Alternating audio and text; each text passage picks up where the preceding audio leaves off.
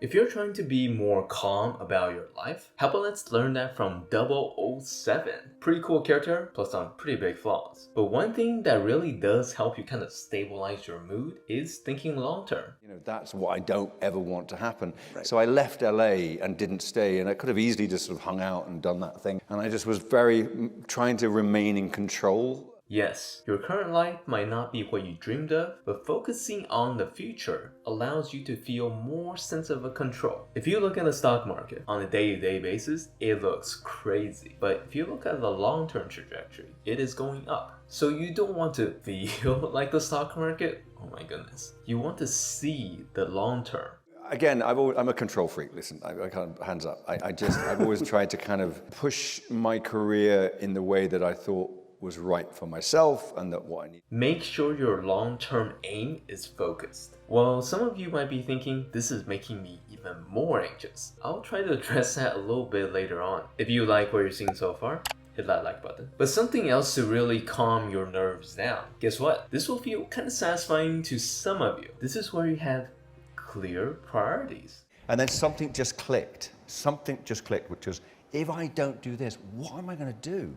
I used to get to school an hour early. I used to than everybody else. I used to kind of just stick. When you clearly define what you care about and you kind of just like cross off everything else, there's something relieving about just letting that burden just get off of you. And you can do this by really focusing on the top 20% of your life that is the most important to you. Might even be more important than your dog. How much of a factor in the decision was knowing how much it would change your life and change the way people perceived you both as an actor and when they... Yeah.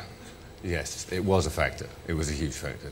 But if you are trying to learn about how to not care, I've made another video on that. This next one, pretty weird, but it'll make sense. And if it still doesn't, my bad. This is deciding when to be satisfied. It is. You've got to just basically block it out and get on with your business. Yeah. And do your job, do the best you can, and then, that's it really. I mean, it's... If you look at life, it's pretty much just an endless cycle of work and responsibilities with like 10 vacation days. Did I just ruin life for you? So this means that you really have to decide for yourself when you will be satisfied, so you aren't constantly filled with anxieties and worries about the future. Lots of people were not happy about me playing Bond when I first got the role.